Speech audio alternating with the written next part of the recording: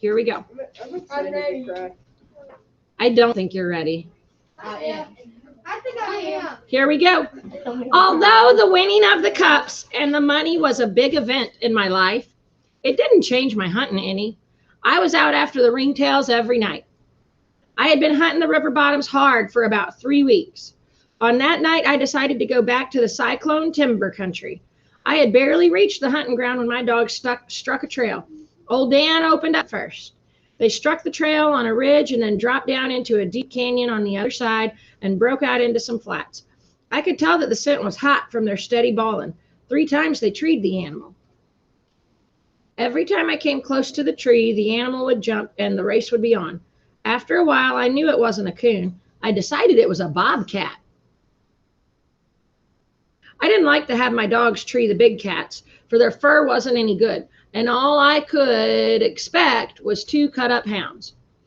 They could kill the largest bobcat in the hills, and had on several occasions, but to me it was useless. The only good I could see in killing one was getting rid of a vicious predatory animal.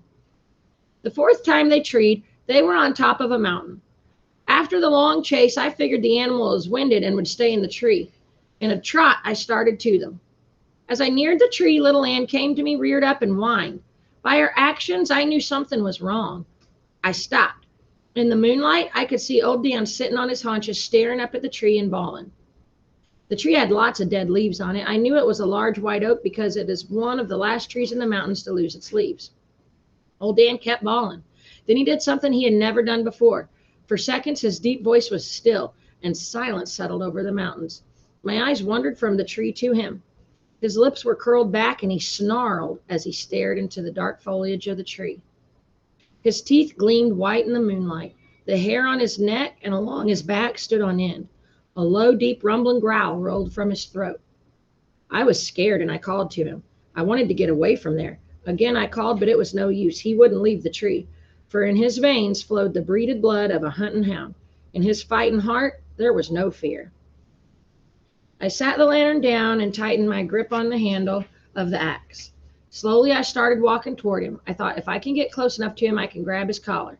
I kept my eyes on the tree as I edged forward. Little Ann stayed by my side. She, too, was watching the tree. Then I saw them. 2 burning yellow eyes staring at me from the shadow foliage of the tree. I stopped, petrified with fear. The deep baying of Old Dan stopped, and again the silence closed in. I stared back at the unblinking eyes. I could make out the bulk of the large animal crouched on a huge branch close to the trunk of the big tree. Then it moved. I heard the scratch of razor-sharp claws on the bark. It stood up and moved out of the shadows onto the limb. I saw it clearly as it passed between the moon and me. I knew what it was. It was the devil cat of the Ozarks, the mountain lion. The silence was shattered by one long, loud bawl from Old Dan. I'd never heard my dog bawl like that. It was different. His voice rang out over the mountains loud and clear. The vibration of the deep tones rolled in the silence of the frosty night, on and on, out over the flats, down in the canyons, and died away in the rim rocks, like the cry of a lost soul. Old Dan had voiced his challenge to the devil cat. There was a low cough and a deep growl from the lion. I saw him crouch. I knew what was coming. My hands felt hot and sweaty on the smooth ash handle of the axe. With a blood-curdling scream, he sprang from the tree with claws outspread and long yellow fangs bared. Old Dan didn't wait. Rearing up on his hind legs, he met the lion in the air. The heavy weight bowled him over and over. He wound up in a fallen treetop. The impact of the 2 bodies threw the lion off balance. Little Ann darted in. Her aim was true. I heard the snap of her steel-trap jaws as they closed on his throat. With a squall of pain and rage, the big cat rolled over on his side, dragging Little Ann with him. His right paw reached out and curved over her shoulder. Sinews tightened and razor-sharp claws dug inward. With a cry of pain, she loosened her hold. I saw the blood squirting from the deep wound in her shoulder. She ignored it and bored back into the fight. Old Dan, stunned for an instant from the impact of the lion's body, fought his way from the treetop. Bawling the cry of the damned, he charged back in. I went berserk and charged into the fight. There in the flinty hills of the Ozarks, I fought for the lives of my dogs. I fought with the only weapon I had, the sharp cutting blade of the double-bitted axe. Screaming like a madman with tears running down my face, I hacked and chopped at the big snarling mountain cat. Once, feeling the bite of the sharp blade, the devil cat turned on me. His yellow-slitted eyes burned with hate. The long, lithe body dipped low to the ground. The shoulder muscles knotted and bulged. I tried to jump back, but my foot slipped and I dropped to my knees. I knew I was trapped. With a terrifying scream, he sprang. I never saw my dogs when they got between the lion and me, but they were there. Side by side, they rose up from the ground as one.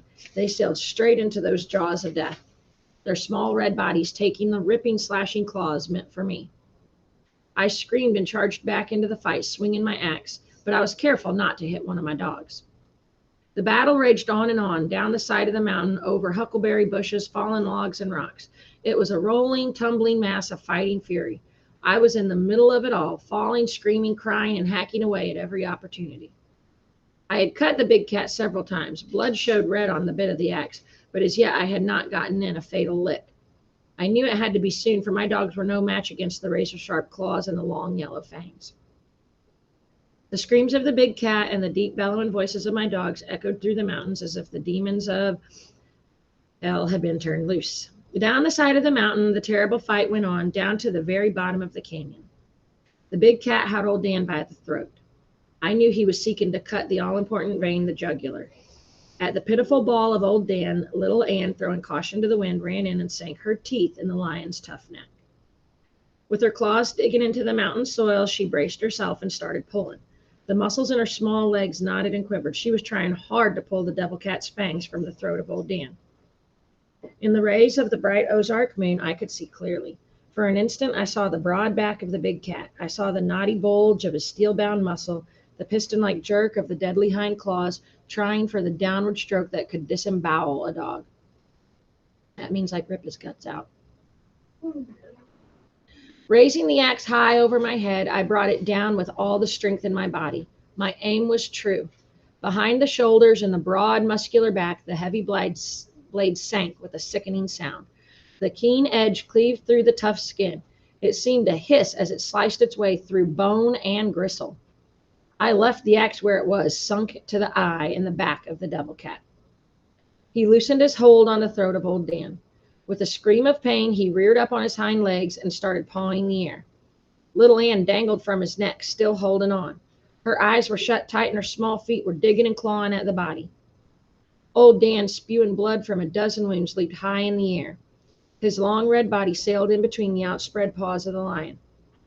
I heard the snap of his powerful jaws as they closed on the throat. The big cat screamed again. Blood gurgled and sprayed. In a bright red mist, it rained out over the underbrush and rattled like sleet on the white oak leaves. In a boxer stance, he stood and clawed the air. His slitted eyes turned green with hate. He seemed to be unaware of the two hounds hanging from his body and kept staring at me. I stood in a trance and stared back at the ghastly scene. The breath of life was slowly leaving him. He was dying on his feet, but refusing to go down. My axe handle stuck straight out from his back. Blood, gushing from the mortal wound, glistened in the moonlight. A shudder ran through his body. He tried once again to scream, but blood gurgled in his throat. It was the end of the trail for the scourge of the mountains. No more would he scream his challenge from the rim rocks to the valley below. The small, harmless calves and the young colts would be safe from his silent stalk. He fell toward me. It seemed that with his last effort, he was still trying to get at me. As his heavy body struck the ground, something exploded in my head. I knew no more. When I came to, I was sitting down. I was silent and still. A bird, disturbed by the fight, started chirping far up on the side of the mountain. A small winter breeze rustled some dead leaves in the deep canyon. A cold, crawling chill crept over my body. I looked over at the lion. My dogs were still glued to his lifeless body. In his dying convulsions, the axe had become dislodged from the wound. It lay there in the moonlight, covered with blood. My numb brain started working. I thought of another time the axe had been covered with blood. I don't know why I thought of Reuben Pritchard at the time, or why I thought of these words I had often heard. There is a little good in all evil. I got to my feet and went over to my dogs. I knew I had to inspect them to see how badly they were hurt. It wasn't too hard to get little Ann to loosen her hold. I examined her body. She was cut in several places, but nothing fatal. The only bad wound she had was in her shoulder. It was about 9 inches long and down to the clean white bone. She started licking it immediately. It was different with old Dan. Try as I might, he wouldn't turn loose. Maybe he could remember the night in the cave when he was a pup, how the big cat had screamed and how he had bawled back at him. I took hold of his hind legs and tried to pull him loose. It was no use. I knew that the hold he had was a deadly one and he wasn't going to let go. I tried to tell him it was all over, that the lion was dead, to turn loose, as I wanted to see how badly he was hurt. He couldn't understand and wouldn't even open his eyes. He was determined to hold on until the body turned cold and stiff. With my axe handle, I pried apart his locked jaws. Holding on to his collar, I led him off to one side. I couldn't turn him loose, as I knew if I did, he'd go back to the lion. With one hand, I started examining him. I ran my fingers through the short red hair. I could feel the quivering muscles and the hot, sweaty skin. He was a bloody mess. His long, velvety ears were shredded. His entire body was a mass of deep, raw, red wounds. On both sides of his rib cages, the sharp claws had laid the flesh open all the way to the bone. His friendly old face was pitiful to see. A razor-sharp claw had ripped down on an angle across his right eye. It was swollen shut. I wondered if he would ever see from that eye again. Blood dripped from his wounds and fell on the white oak leaves. I saw he was bleeding to death. With tears running down my cheeks, I did the only thing a hunter could do. I raked the leaves away and let his blood drip on the black mountain soil. Mixing it into a mud, I worked it into his wounds to stop the flow of the blood. With my axe in one hand and holding onto his collar with the other, we climbed out of the canyon. I knew if I could get him far enough away from the lion, he wouldn't go back. On reaching the top, I saw the yellow glow of my lantern. I turned old Dan loose and walked over and picked it up. Not knowing exactly where I was, I looked down out of the mountains to get my bearings. Beyond the foothills and fields, I could see the long, white, crooked line of steam marking the river's course. Following the snake-like pattern with my eyes, in no time I knew exactly where I was, for I knew every bend in the river. Anxious to get home so I could take care of my dogs, I turned to call to them. Little Ann was close by. She was sitting down, looking at the wound in her shoulder. I saw the shadowy form of old Dan sniffing around the tree where the lion had been treed. As I stood, I watched him in the moonlight. My heart swelled with pride. Wounded though he was, he wanted to make sure there were no more lions around. I called to him. In a stiff-legged trot, he came to me. I caught hold of his collar and gave him another inspection. In the lantern light, I could see the mud-caked wounds clearly. The bleeding had almost stopped, and I felt much better. Little Ann came over. I knelt down and put my arms around them. I knew that if it hadn't been for their loyalty and unselfish courage, I would have probably been killed by the slashing calls of the devil cat. I don't know how I'll ever pay you back for what you've done, I said, but I'll never forget it. Jason, I'm on page 261 on my page, right at the very top. What you have missed so far, Jason, is that he went hunting with the dogs, and the dogs treed a mountain lion, and the mountain lion was after Billy, and the dogs fought the mountain lion. Little Ann has a bad cut in her arm, her shoulder, but old Dan's tore up really bad and was bleeding to death, but he caked some mud on the wounds to try and stop the bleeding. He ain't dead. Calm down. All right, here we go. I don't know how I'll ever pay you back for what you've done, I said, but I'll never forget it. Getting up, I said, come on, let's go home so I can take care of those wounds. I hadn't gone far when I heard a cry. At first, I thought it was a bird or a nighthawk. I stood still and listened. I glanced at little Ann. She was looking behind me. I turned around and looked for old Dan. He was nowhere in sight. The cry came again, low and pitiful. Instantly, little Ann started back the way we had come. I followed as fast as I could run. I found old Dan lying on his side, pleading for help. What I saw was almost more than I could stand. There, tangled in the low branches of the huckleberry bush, were the entrails of my dog. With a gasping cry, I knelt down by his side. Entrails are like his intestines and stuff. Yeah, I'm about to lose it. Yeah, his intestines are now on the outside of his body. Awesome, okay. Dude. I knew what had happened. Far back in the soft belly, the slashing razor-sharp claws of the lion had cut into the hollow. In my inspections, I had overlooked this wound. His entrails had worked out and become entangled in a bush. The forward motion of his body had done the rest. He whimpered as I laid my hand on his head. A warm red tongue flicked out at it. With tears in my eyes, I started talking to him. Hang on, boy, I said, everything will be all right. I'll take care of you. Good Lord, I'm going to lose it, guys. Okay. With trembling hands, I unwound the entrails from the bush. With my handkerchief, I wiped away the gravel, leaves, and pine needles. With fingers that shook, I worked the entrails back into the wound. Knowing I couldn't carry him and the axe and the lantern, I stuck the axe deep in the side of the white oak tree. I blew out the lantern and hung the handle over the other blade. I wrapped my dog in my old sheepskin coat and hurried for home. Arriving home, I awakened my mother and father. Together, we doctored my dogs. Old Dan was taken care of first.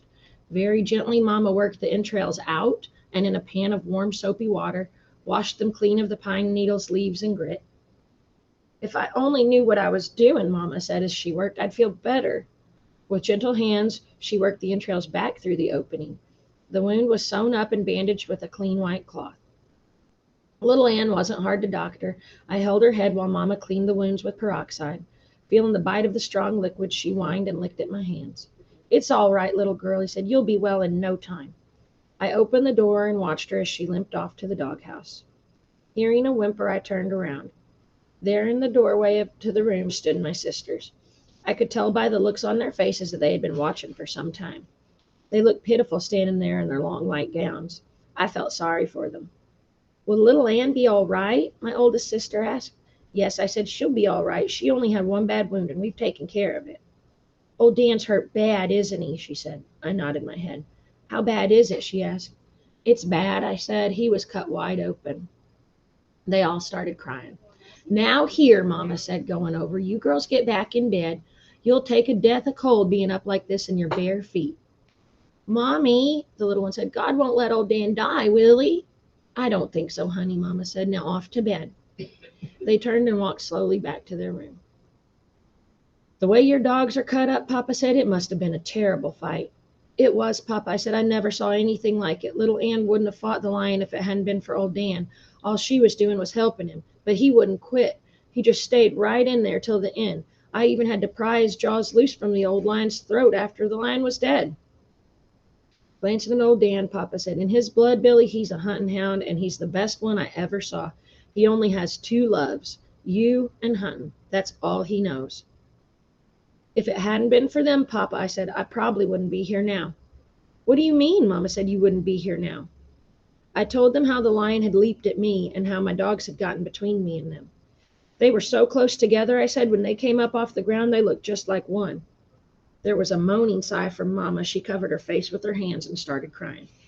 I don't know, she sobbed. I just don't know. To think how close you came to being killed. I don't think I can stand any more. Now, Papa said as he walked over and put his arms around her. Don't go all to pieces. It's all over. Let's be thankful and do our best for old Dan. Do you think he'll die, Papa? I asked. I don't know, Billy, Papa said, shaking his head. He's lost an awful lot of blood, and he's a mighty sick dog. All we can do now is wait and see. Our wait wasn't long. My dog's breathing grew faster and faster, and there was a terrible rattling in his throat. I knelt down and laid his head in my lap. Good Lord! Okay. Old Dan must have known he was dying. Just before he drew one last sigh and a feeble thump of his tail, his friendly gray eyes closed forever. At first, I couldn't believe my dog was dead. I started talking to him. Please don't die, Dan. I said, don't leave me now. It's tough stuff, y'all. Okay. I looked to Mama for help. Her face was as white as a bark on a sycamore tree, and the hurt in her eyes tore at my heart. She opened her mouth to say something, but words wouldn't come out. Feeling as cold as an Arctic wind, I got up and stumbled to a chair. Mama came over and said something. Her words were only a murmur in my ears. Very gently, Papa picked up old Dan in his arms and carried him out on the porch. When he came back in the house, he said, well, we did all we could do, but I guess it wasn't enough. I had never seen my father and mother look so tired and weary as they did on that night. I knew they wanted to comfort me, but they didn't know what to say. Papa tried. Billy, he said, I wouldn't think too much about this if I were you. It's not good to hurt like that.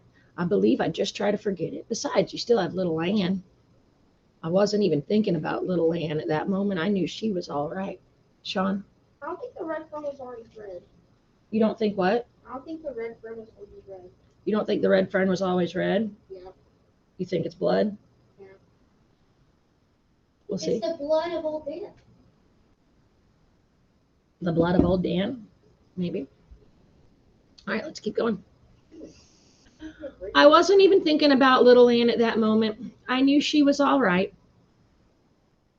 I'm thankful I still have her. I said, but how can I forget old Dan? He gave his life for me. That's what he did. He just laid down his life for me. How can I ever forget something like that? Mama said, it's been a terrible night for all of us. Let's go to bed and try to get some rest. Maybe we'll all feel better tomorrow. No, Mama, I said, you and Papa go on to bed. I think I'll stay up for a while. I couldn't sleep anyway. Mama started to protest, but Papa shook his head. Arm in arm, they walked from the room. Long after my mother and father had retired, I sat by the fire trying to think and couldn't. I felt numb all over. I knew my dog was dead, but I couldn't believe it. I didn't want to. One day they were both alive and happy. Then that night, just like that, one of them was dead. I didn't know how long I'd been sitting there when I heard a noise out on the porch. I got up, walked over to the door, and listened. It came again, a low whimper and a scratchy sound. I could think of only one thing that could have made the noise. It had to be my dog. He wasn't dead. He'd come back to life. With a pounding heart, I opened the door and stepped out on the porch.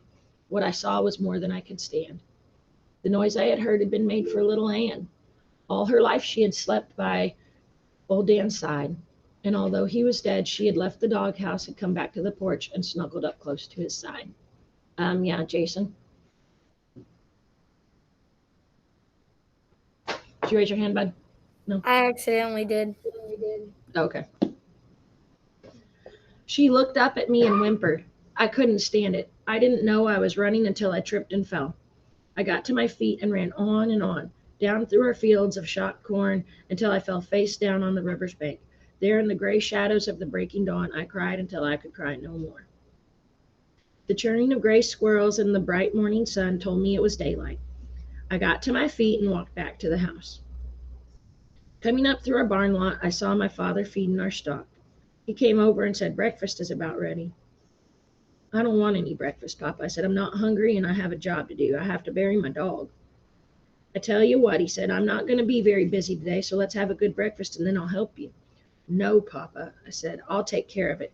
You go and eat breakfast and tell Mama I'm not hungry. I saw a hurt look in my father's eyes. Shaking his head, he turned and walked away. From rough pine slabs, I made a box for my dog. It was a crude box, but it was the best I could do. With strips of burlap and corn shucks, I padded the inside. Up on the hillside, at the foot of a beautiful red oak tree, I dug his grave. There, where the wild mountain flowers would grow in the spring, I laid him away. I had a purpose for burying my dog up there on the hillside. It was a beautiful spot. From there, one could see the country for miles. The long, white, crooked line of the river, the tall, thick timber of the bottoms, the sycamore, birch, and box elder. I thought perhaps that on moonlight nights, old Dan would be able to hear the deep voices of the hounds as they rolled out over the river bottoms of the frosty air. After the last shovel of dirt was patted in place, I sat down and let my mind drift back through the years. I thought of the old KC baking powder can and the first time I saw my pups in that box at the depot. I thought of the $50, the nickels and dimes, and the fishermen and the blackberry patches. I looked at his grave, and with tears in my eyes, I voiced these words. You were worth it, old friend, 1,000 times over. Oh, golly gee. Okay. In my heart, I knew, is anybody else crying or is it just me? Like I'm struggling here, friends. Cameron? Ha! Dad. Like, really? You were worth it, old friend. No kidding, buddy. Not just me, Jason. So the girls are a mess in here. Okay, some of us. Okay. Whew. Okay, here we go. Once we got past that line, we're okay. All right, here we go. I knew that stupid line was coming. All right. In my heart, I knew that there in the grave lay a man's best friend. 2 days later, when I came in from the bottoms, were my father and I clearing land. My mother said, Billy, you better look after your dog. She won't eat. I started looking for her. I went to the barn, the corn crib, and looked under the porch. I called her name. It was no use. I rounded up my sisters and asked if they'd seen little Ann. The youngest one said she'd seen her go down into the garden. I went there calling her name, but she wouldn't answer my call. I was about to give up when I saw her. She had wiggled her way far back under the thorny limbs of a blackberry bush in the corner of the garden. I talked to her and tried to coax her out. She wouldn't budge. I got down on my knees and crawled back to her. As I did, she raised her head and looked at me. Her eyes told the story.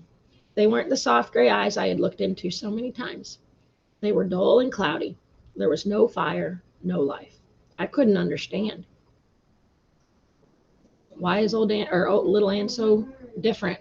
She misses old Dan because they were literally so She's close. depressed. I mean, they did everything together. They slept together. Old Dan wouldn't eat without her. Now it looks like she won't eat without him. Yep. She is depressed, like on another level. They did everything together and now he's gone. She doesn't know what to do. I carried her back to the house. I offered her food and water, but she wouldn't touch it. I noticed how lifeless she was. I thought perhaps she had a wound I had overlooked. I felt and probed with my fingers. I could find nothing. My father came and looked at her. He shook his head and he said, "Billy, it's no use. The life has gone out of her. She has no will to live." He turned and walked away. I couldn't believe it. I couldn't. Exactly, Jason. They'd never left each other's side until now. She feels lost without him. She knows how to function, but she doesn't want to. He turned and walked away. I couldn't believe it. I couldn't. With eggs and rich cream, I made a liquid.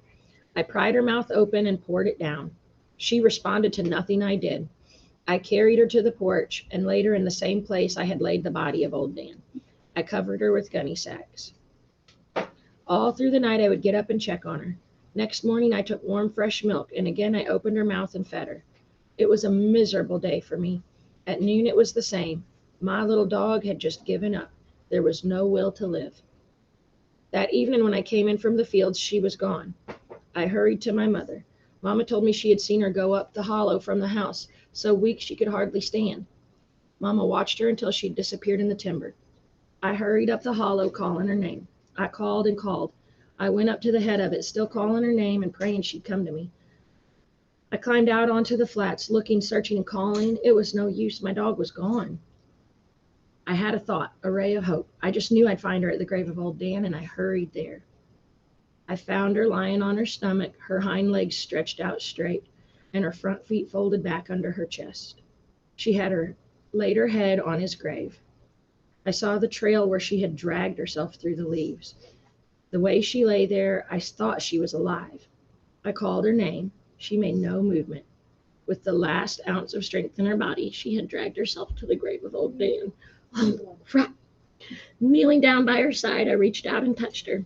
There was no response, no whimpering cry or friendly wag of her tail. My little dog was dead. All right, break for a second while Miss Bab gets it together. Sorry. Holy cow. All right. Okay. Not just for break. Good Lord, friends. This book is rough. I want to watch it. It's not this bad in the movie. It's way worse in the book. You're way more connected with the dogs in the book than you are in the movie. Oh. Riley just has a red face. Okay. Cameron says she's Dang it. Here we go. Kneeling down by her side, I reached out and touched her. There was, oh wait, I already read that. Done with that paragraph. Okay. Yeah. Whew. I laid her head in my lap and with tear-filled eyes gazed up into the heavens. In a choking voice, I asked, why did they have to die? Why must I hurt so? What have I done wrong? I heard a noise behind me. It was my mother. She sat down and put her arm around me. You've done no wrong, Billy, she said. I know this seems terrible and I know how it hurts. But at one time or another, everyone suffers. Even the good Lord suffered while he was here on earth. I know, Mama, I said, but I can't understand. It was bad enough when old Dan died. Now little Ann is gone. Both of them gone just like that. Billy, you haven't lost your dogs altogether, Mama said. You'll always have their memory. Besides, you can have some more dogs. I rebelled at this. I don't want any more dogs, I said. I don't ever want another dog. They wouldn't be like old Dan and little Ann. Maybe she died of pregnancy. She wasn't pregnant. She did. We all feel that way, Billy, she said. I do especially. They fulfilled a prayer that I thought never would be answered. I don't even believe in prayers anymore, I said. I prayed for my dogs, and now, look, they're both dead. Mama was silent for a moment. Then in a gentle voice, she said, Billy, sometimes it's hard to believe that things like this can happen. but there's always an answer. When you're older, you'll understand better. No, I won't. I said, I don't care if I'm 100 years old. I'll never understand why my dogs had to die. As if she were talking to someone far away, I heard her say in a low voice, I don't know what to say. I can't seem to find the right words. Looking up to her face, I saw that her eyes were flooded with tears. Mama, please don't cry. I said, I didn't mean what I said. I know you didn't, she said, and she squeezed me up tight. It's just your way of fighting back. I heard the voice of my father calling to us from the house. Come now, Mama said, I have supper ready and your father wants to talk to you. I think when you've heard what he has to say, you'll feel better. I can't leave little Ann like this, Mama. I said, it'll be cold tonight. I think I'll carry her back to the house. No, I don't think you should do that, Mama said. Your sisters would go all to pieces. Let's make her comfortable here. Raking some dead leaves into a pile, she picked little Ann up and laid her in them. Taking off my coat, I spread it over her body. I dreaded to think of what I had to do on the morrow. On the morrow means tomorrow. Ugh. My father and sisters were waiting for us on the porch. Mama told them the sad story. My sisters broke down and started crying. They ran to Mama and buried their faces in her long cotton dress. Papa came over and laid his hand on my shoulder. Billy, he said, there are times in a boy's life when he has to stand up like a man. This is one of those times. I know what you're going through and how it hurts, but there's always an answer. The good Lord has a reason for everything he does. There couldn't be any reason for my dogs to die, Papa, I said. There just couldn't. They hadn't done anything wrong. Papa glanced at Mama. Getting no help from her, he said, it's getting cold out here. Let's go in the house. I have something to show you. Guess what we're having for supper, Mama said as we turned to enter the house. Your favorite, Billy, sweet potato pie. You'll like that, won't you? I nodded my head, but my heart wasn't in it. Papa didn't follow us into the kitchen. He turned and entered his bedroom. When he came into the room, he had a small shoebox in his hand. I recognized the box by the bright blue ribbon tied around it. Mama kept her valuables in it. A silence settled over the room. Walking to the head of the table, Papa set the box down and started untying the ribbon. His hands were trembling as he fumbled with the knot. With the lid off, he reached in and started lifting out bundles of money. After stacking them in a neat pile, he raised his head and looked straight at me. Billy, he said, you know how your mother has prayed that someday we'd have enough money to move out of these hills and into town so that children could get an education? I nodded my head. Well, he said in a low voice, because of your dogs, her prayers have been answered. This is the money earned by old Dan and little Ann. I've managed to make the farm feed us and clothe us, and I've saved every cent your furs brought in. We now have enough. Isn't it wonderful, Mama said. It's just like a miracle. I think it is a miracle, Papa said. Remember, Billy said a prayer when he asked for his pups. And then there were your prayers. Billy got your pups. Through those dogs, your prayers were answered. Yes, I'm sure it's a miracle. If he gave them to me, why did he take them away? I asked. I think there's an answer for that too, Papa said. You see, Billy, your mother and I had decided not to separate you from your dogs. We knew how much you loved them. We decided that when we moved to town, we'd leave you here with your grandpa for a while. He needs help anyways. But I guess the good Lord didn't want that to happen. He doesn't like to see families split up. That's why they were taken away. Remember when they were outside talking and he thought he overheard him saying he was going to work with grandpa? Well, he was. They were going to move to town and leave Billy at the house with grandpa and the dog so that he could stay with his Why don't dogs. they just sell the house? Like the house. Well. Jason, no. But I guess the good Lord didn't want that to happen. He doesn't like to see families split up, and so that's why they were taken away. I knew my father was a firm believer in fate. To him, everything that happened was the will of God, and in his Bible, he could always find the answers. Papa could see that his talk had had very little effect on me. With a sorrowful look on his face, he sat down and said, now let us give thanks for our food and for all the wonderful things God has done for us. I'll say a special prayer and ask him to help Billy. I barely heard what Papa had to say. During the meal, I could tell that no one was enjoying the food. As soon as it was over, I lost my place. I went to my room and lay down on the bed. Mama came in. Why don't you go to bed, she said, and get a good night's sleep. You'll feel better tomorrow. No, I won't, Mom. I said, I have to bury little Ann tomorrow. I know, she said as she turned my covers down. I'll help you if you want me to.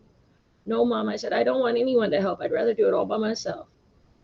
Billy, you're always doing things by yourself, Mama said. That's not right. Everyone needs some help sometimes in life. I know, Mama, I said, but please not this time. Ever since my dogs were puppies, we've always been together, just us three. We hunted together and played together. We even went swimming together. Did you know, Mama, that little Ann used to come every night and peek in my window just to see if I was all right? I guess that's why I want to be by myself when I bury her. And say your prayers and go to sleep. I'm sure you'll feel better in the morning. I didn't like saying any prayers that night. I was hurting too much. Long after the rest of the family had gone to bed, I lay staring in the darkness, trying to think and not able to. Sometime in the night, I got up, tiptoed to my window, and looked out at my doghouse. It looked so lonely and empty sitting there in the moonlight. I could see that the door was slightly ajar. I thought of the many times I'd lain in my bed and listened to the squeaking of the door as my dogs went in and out. I didn't know I was crying until I felt the tears rolling down my cheeks. Mama must have heard me get up. She came in and put her arms around me. Billy, she said in a quavering voice, you'll just have to stop this.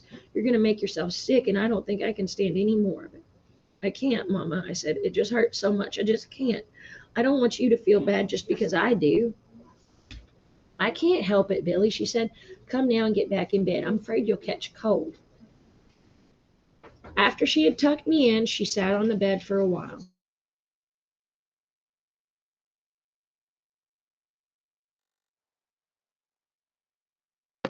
Miss Bab, you're glitching.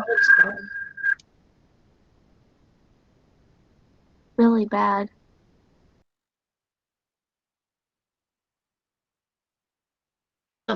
Just has to be. After Mama had left the room, I buried my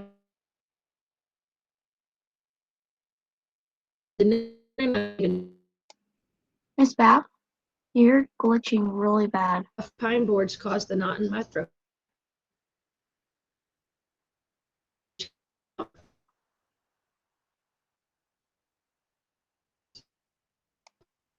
And by the side of old Dan.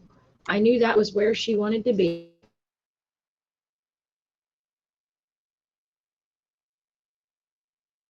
Hang on. You're glitching really bad. All right, I'm gonna get off and get back on. Hang on. Oh.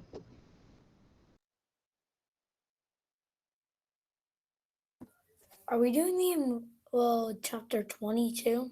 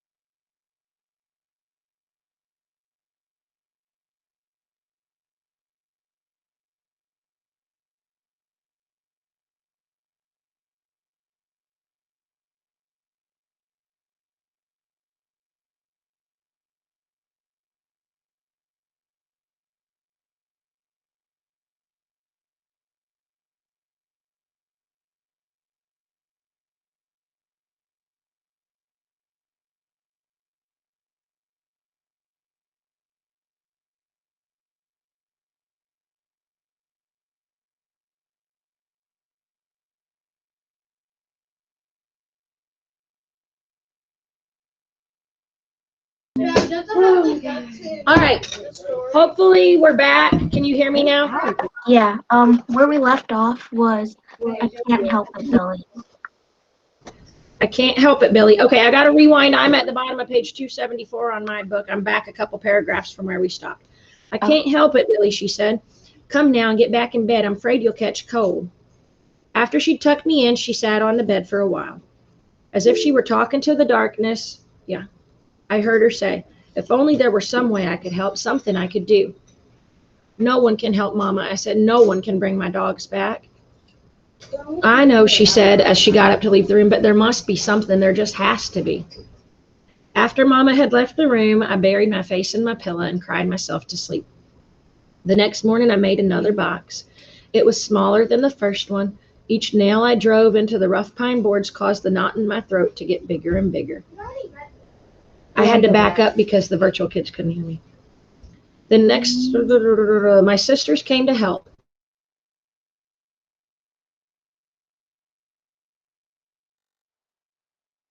You're glitching again. Also buried a part of my life along with my dog.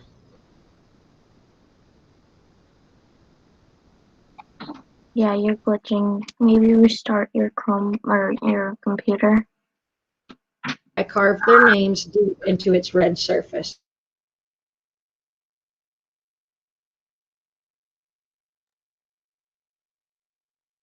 Two graves.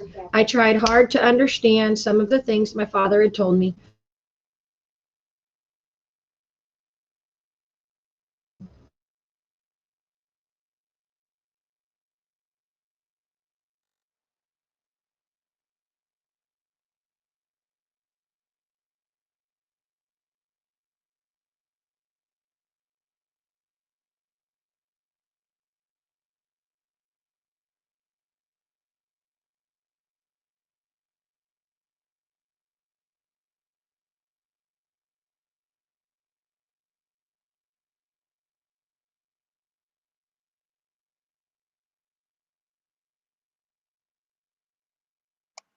Miss Fab,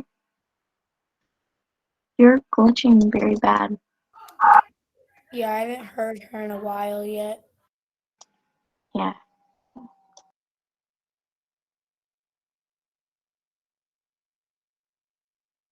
She's still not talking.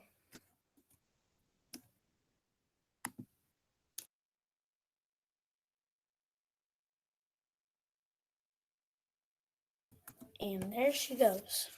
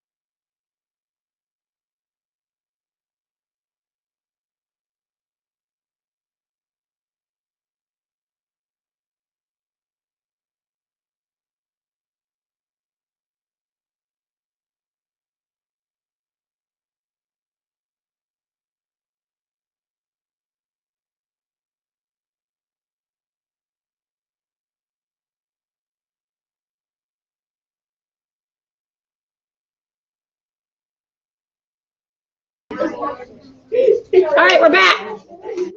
Class. Hi. We're back. Do you hear me now?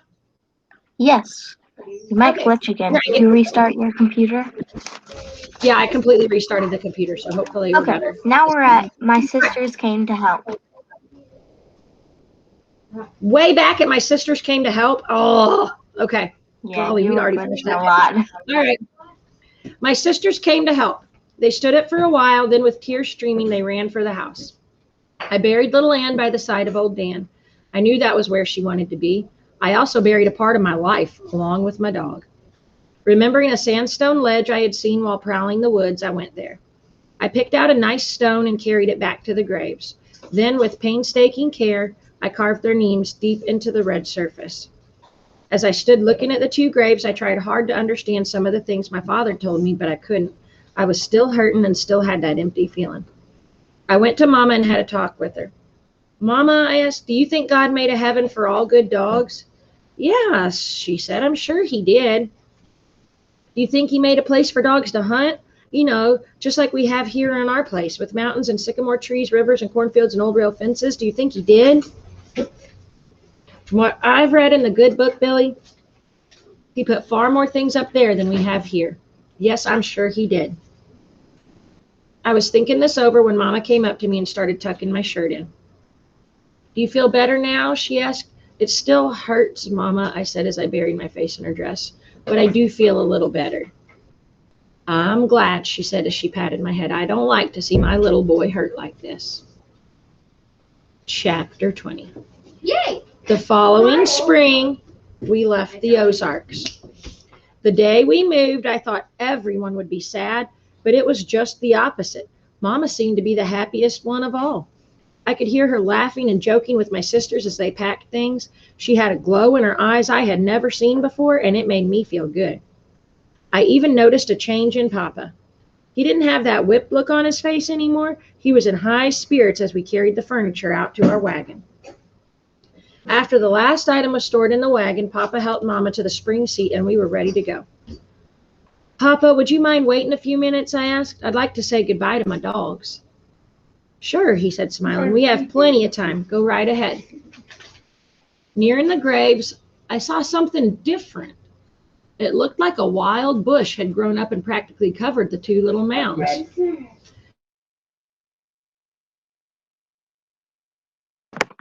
Miss Bev, you're glitching.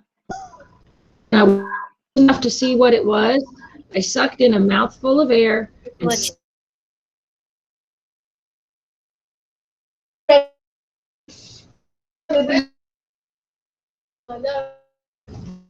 stop. Sean, enough.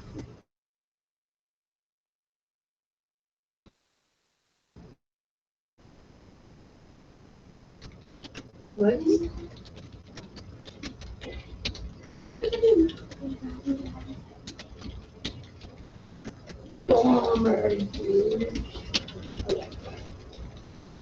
Okay, you might need to.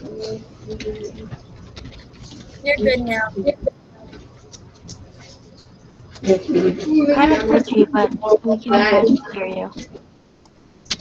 We can hear you now.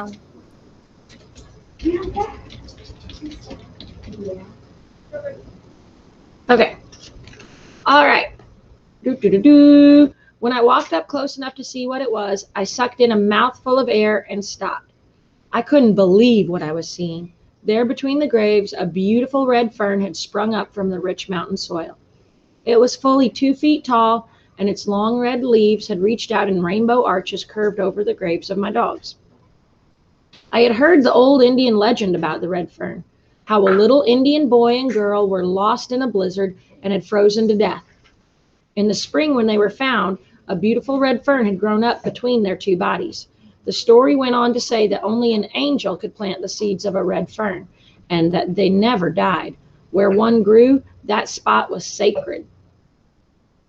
Remembering the meaning of the legend, I turned and started hollering for Mama. Mama, Mama, I shouted, come here and hurry, you won't believe it. In a frightened voice, she shouted back, what is it, Billy? Are you all right? I'm all right, Mama, I shouted back, hurry. Yeah, you're glitching again. Again? Really? What is it, Billy? Mama asked in a scared voice. Are you all right? Look, I said, pointing at the red fern. Staring wide-eyed, Mama gasped and covered her mouth with her hand. I heard her say almost in a whisper, "Oh, it's a red fern, a sacred red fern." She walked over and very tenderly started fingering the long red leaves. In an awed voice, she said, "All my life I've wanted to see one. Now I have. It's almost unbelievable." "Don't touch it, Mama," my oldest sister whispered. "It was planted by an angel." Mama smiled and asked, "Have you heard the legend?" "Yes, Mama," my sister said. "Grandma told me the story, and I believe it too." With a serious look on his face, Papa said, "These hills are full of legends, and up until now I've never paid much attention to them. But now I don't know. Perhaps there is something to the legend of the red fern. Maybe this is God's way of helping Billy understand why his dogs died." "I'm sure it is, Papa," I said, "and I do understand. I feel different now, and I don't hurt anymore." "Come," Mama said, "let's go back to the wagon. Billy wants to be alone with his dogs for a while." Just as they turned to leave, I heard Papa murmur in a low voice, "Wonderful indeed is the work of our Lord." As I stood looking at the two graves, I noticed things I hadn't seen before. Wild violets, rooster heads. Rooster heads is a type of flower. It's not actually rooster heads. Oh, wait, no, that's And mountain daisies had completely covered the two little mounds. A summer breeze gushed down from the rugged hills. I felt its warm caress as it fanned my face. It hummed a tune in the underbrush and rustled the leaves of the huge red oak. The red fern wavered and danced to the music of the hills. Taking off my cap, I bowed my head. In a choking voice, I said, "Goodbye, old Dan and little Ann. I'll never forget you. And this I know. If God made room in heaven for all good dogs, I know he made a special place for you." With a heavy heart, I turned and walked away. I knew that as long as I lived, I'd never forget the two little graves in the sacred red fern. Not far from our home, the road wound its way up and over a hill. At the top, Papa stopped the team. We all stood up and looked back. It was a beautiful sight, one I'll never forget. As I stood and looked at the home of my birth, it looked sad and lonely. There was no spiral of lazy blue smoke twisting from the rock chimney, no white leghorn hen chasing a June bug, no horse or cow standing with head down and tail swishing. I saw I'd left the door to the barn loft open. A tuft of hay hung out. It wavered gently in the warm summer breeze. Something scurried across the vacant yard and disappeared under the barn. It was Sammy, our house cat. I heard my little sister say in a choking voice, "Mommy, we forgot Sammy." There was no answer. To the left, I could see our fields and the zigzag lines of rail fences. Farther down, I could see the shimmering whiteness of the tall sycamores. My vision blurred as tears came to my eyes. The sorrowful silence was broken by my mother's voice. She asked, "Billy, can you see it?" "See what?" Mama asked. "The red fern," she said. My oldest sister spoke up. "I can see it," she said. Rubbing my eyes, I looked to the hillside above our home. There it stood in all its wild beauty, a waving red banner in a carpet of green. It seemed to be saying, "Goodbye, and don't worry, for I'll be here always." Hearing a sniffling, I turned around. My three little sisters had started crying. Mama said something to Papa. I heard the jingle of the trace chains as they tightened in the single trees. Our wagon moved on. I've never been back to the Ozarks. All I have left are my dreams and memories. But if God is willing, someday I'd like to go back to those beautiful hills. I'd like to walk again on trails I walked in my boyhood days. Once again, I'd like to face a mountain breeze and smell the wonderful scent of the red buds and pawpaws and the dogwoods. With my hands, I'd like to caress the cool white bark of a sycamore. I'd like to take a walk far back in the Flinty Hills and search for a souvenir, an old double-bitted axe stuck deep in the side of a white oak tree. I know the handle has long since rotted away with time. Perhaps the rusty frame of an old coal oil lantern still hangs there on the blade. I'd like to see the old home place, the barn and the rail fences. I'd like to pause under the beautiful red oaks where my sisters and I played in our childhood. And I'd like to walk up the hillside to the graves of my dogs. I'm sure the red fern has grown, has completely covered the two little mounds. I know it's still there, hiding its secret beneath those long red leaves, but it wouldn't be too hidden for me, for part of my life was buried there too. Yes, I know it is still there, for in my heart, I believe the legend of the sacred red fern. That's a good book. Is it done? That was a good book. You're right, Oh, Shannon. thank God. We It's actually- done. All right. We have to take a quiz today. We are Josie. Yes, ma'am. While you're gone, You can send us permission I asked for me to Cameron how go she was doing, and she said that she was almost blinded from tears. I did better this year than last year. The first time I read this, I was recording because everybody was at home because of COVID, and I was recording myself reading it. And Cam, that was me. Like I literally was like crying so hard, like I couldn't actually see. Everything was blurry. I had to like pause recording, and like literally I had to like get up and take like a lap around my house and just be like I literally last year I think I like just like full on sob for a Do you second. have your waterproof makeup on?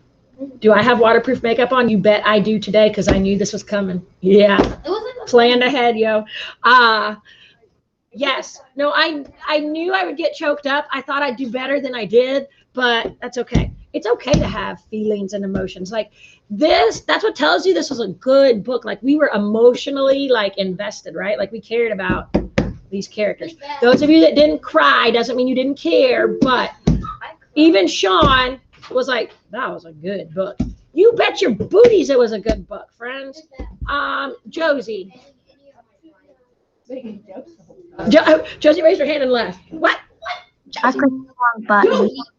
Yeah, you did. Touch screen. I clicked the wrong one. There's no epilogue, Jason. No, we don't. He never, as far as I know, there's no epilogue. There's no sequel. He doesn't go back.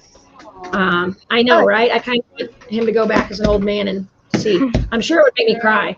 He'd say something like, "Oh, it was worth it 1,000 times over." Can't deal with it. All right. It was rough, man. Okay, Grayson. I know this is gonna happen because I have a Great Dane and I am so emotionally attached to her that I'll fall apart when she dies. Yeah, pets.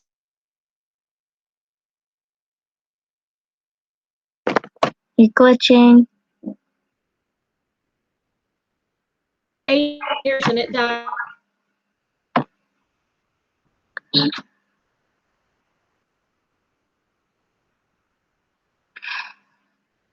She like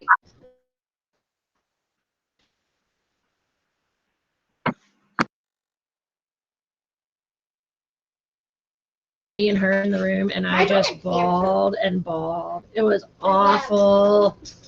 Also, Oh, sorry. she's super old. Like she's old for a Great Dane.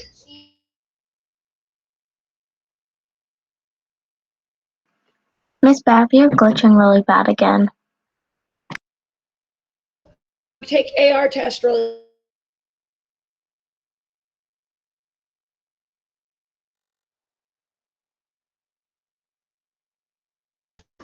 Log on, take AR test on this. 11 points, don't mess up.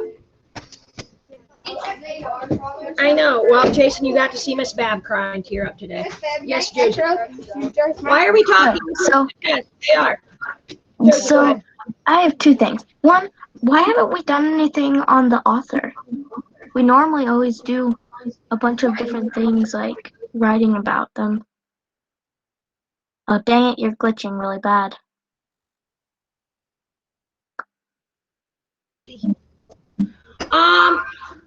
I think Miss Bab, you might want to get off with the call because you're glitching really bad. we're gonna take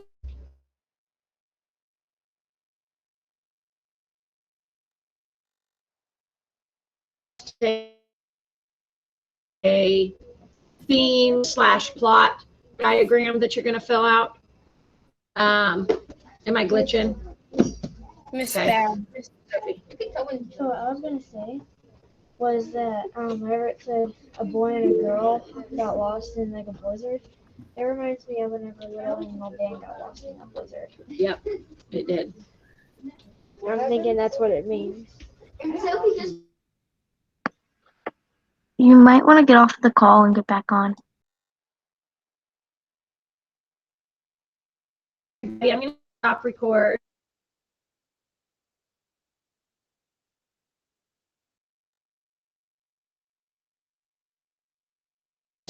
down to ECP. Yay!